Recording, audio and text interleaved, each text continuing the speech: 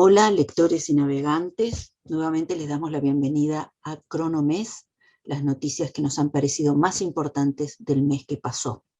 Como saben, este proyecto se inscribe en uno más amplio y más ambicioso, la cronología histórico-cultural de América Latina y el mundo. Empecemos entonces. Como saben, mis ojos se dirigen a la América Andina. Hoy me importa que miremos específicamente Ecuador, Colombia y Chile. En Ecuador, las elecciones nos han dejado ese sabor de divide y triunfarás. El 11 de abril, en la segunda vuelta electoral por las presidenciales, gana el ex banquero de derecha, Guillermo Lasso, por más del 52% de los votos, contra el economista correísta Andrés Arauz, con 47, casi 48% de los votos. Aquí la izquierda votó fragmentada. En primera vuelta, se hubieran unido en primera vuelta, con el 66% de los votos ganaban. Y en segunda vuelta, los dos candidatos que se autodenominan antineoliberales, Yacu Pérez, del movimiento Pachacutic, y Xavier Hervas, de Izquierda Democrática, tienen 19% y 15% respectivamente del electorado. En la segunda vuelta, en lugar de votar o llamar a votar por Arauz, se centran en las críticas al correísmo.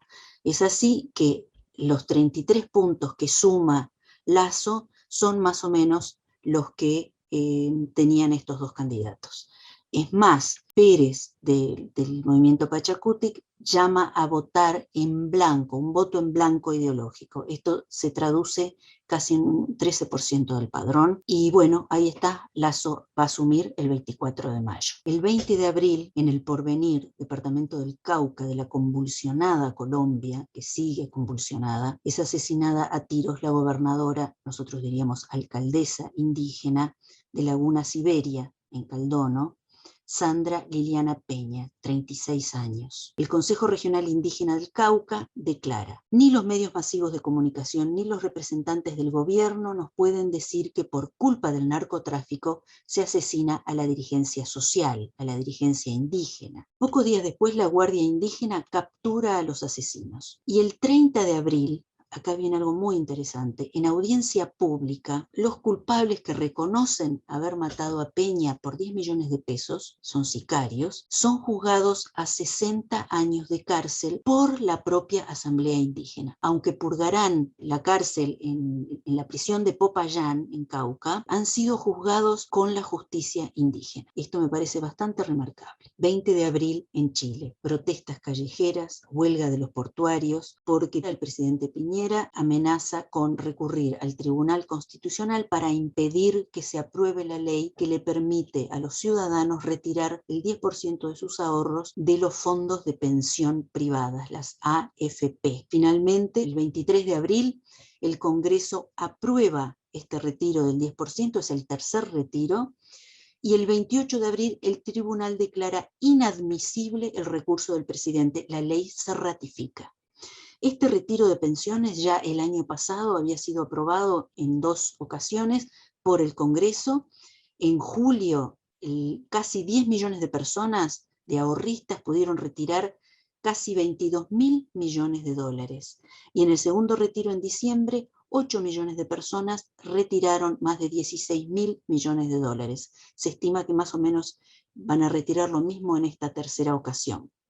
Debemos aclarar que, de acuerdo a la Superintendencia de Pensiones de Chile, esto no significó ninguna mella en las ganancias de las administradoras de fondos privados. Los fondos acumularon retornos reales en este momento de crisis y de pandemia en el entorno de los 4 y del 5%, las más riesgosas. Según el informe de la Superintendencia de Pensiones, estas administradoras de fondos no perdieron en esta crisis, ni siquiera con estos retiros multimillonarios de los ahorristas. El acumulado del retorno en el año, 4 y 5%.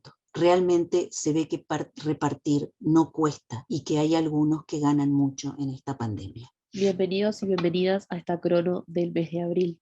En este caso me voy a centrar en Uruguay. Brindar abril fue un fracaso, titularon los diarios y toda la prensa los primeros días de abril, cuando registramos que en este mes hubieron 60% más de muertes. Lamentablemente tenemos una suma en la actualidad de más de 3.000 fallecidos producto de esta pandemia, y es por eso que Uruguay se cataloga a nivel mundial como uno de los primeros países con más contagiados y a su vez con más muertes a nivel regional. Fueron 30 días de abril en los cuales la sociedad científica, junto con el grupo asesor científico honorario, alias el GACH, le reclamó al Estado y le reclamó al gobierno medidas para justamente mitigar la pandemia, bajar la movilidad, reducir la movilidad, mejor dicho, y tomar medidas que realmente sirvieran para frenar los contagios y para justamente que las muertes sean evitables. La situación sanitaria que está viviendo el país hoy en día no solamente ataca a lo que tiene que ver con el nivel de CTI, porque sí se han incrementado las camas a nivel de CTI, pero lo que falta son recursos humanos y recursos sanitarios para poder justamente atacar y combatir a esta pandemia. El último informe que realiza el GACH, que es este grupo asesor científico honorario, publica el 26-27 de abril, ya señalaba que Uruguay se encontraba en una situación crítica a nivel sanitario por la cantidad de fallecidos y que preveía que en mayo fuera así. Buenas navegantes, sin duda alguna lo más destacado del pasado mes de abril en el continente centroamericano fue el revuelo generado alrededor de los acuerdos que habría alcanzado la Casa Blanca con los países o los gobiernos de México, Guatemala y Honduras para que estos incrementaran su presencia fronteriza y de esta manera combatieran la migración. El 12 de abril de este corriente año, la portavoz de la Casa Blanca anunciaba al mundo y quizás también a los países involucrados que México, Guatemala y Honduras se comprometían al aumento tanto de fuerzas militares como de fuerzas policiales en sus fronteras. En el caso de México, México llegaría a la suma de 10.000 efectivos en la frontera sur con Estados Unidos. Entre tanto, Guatemala proporcionaría 1.500 efectivos en las zonas de paso más comunes de la migración ilegal y Honduras elevaría hasta 7.000 los miembros policiales y militares que custodiarían su frontera. Mientras que la reacción de López Obrador, presidente de México, fue reconocer que al día de la fecha la frontera mexicana con Estados Unidos estaba custodiada por casi 12.000 hombres, o sea 2.000 hombres más los que había, o 2.000 efectivos más, ha hablado la portavoz de la Casa Blanca. Lo curioso fue la reacción tanto de Guatemala y Honduras, que negaron enfáticamente la existencia de ese acuerdo, afirmando además que no existía ningún documento vinculante con la firma de ningún representante de esos países con la Casa Blanca. El gobierno guatemalteco ha afirmado que si bien es exacta la cantidad de efectivos movilizados, eso no tiene nada que ver con ningún acuerdo preexistente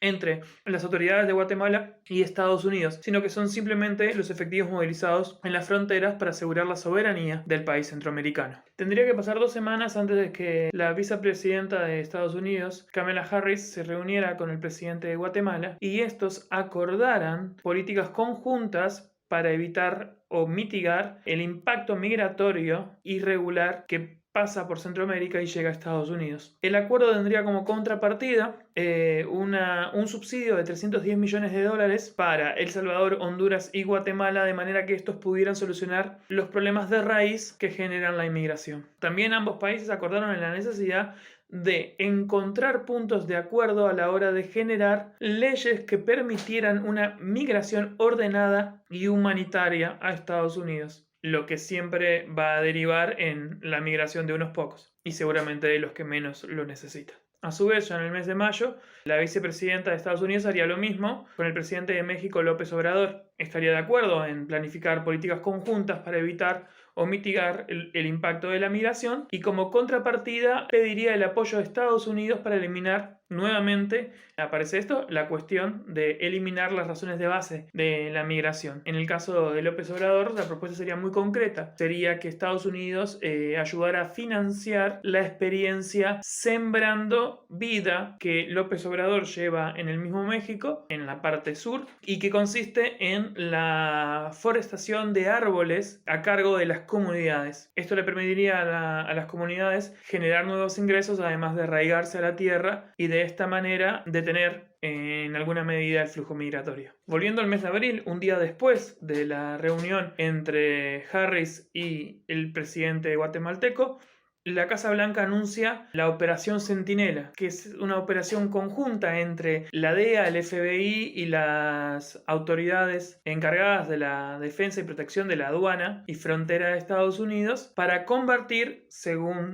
se expresó, el tráfico de personas, el tráfico de drogas y desarmar las redes criminales que trafican tanto con drogas como con personas.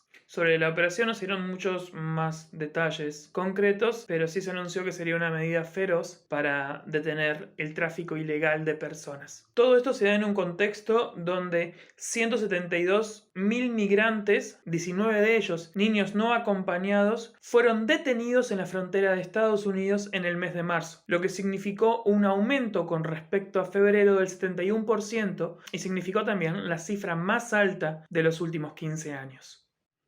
Para finalizar esta entrega, aunque no tenga que ver estrictamente con nuestra América, me gustaría comentar que el 5 de abril la secretaria del Tesoro de los Estados Unidos, Janet Yellen, comentó que estaría dispuesta a impulsar a través del G20 un impuesto global a la renta empresarial, de manera que todos compartamos el peso y el costo del Estado. Este impulso tendría eco en países como Alemania y Francia, que verían con buenos ojos la implementación de este impuesto, e incluso se llegaría a discutir la posibilidad de que su carga total fuera de un 21%. Tema importante, difícil de aplicar en mi opinión, pero al cual también tendremos que darle seguimiento. Sin más, ahora sí, hasta la próxima entrega. Chao, chao.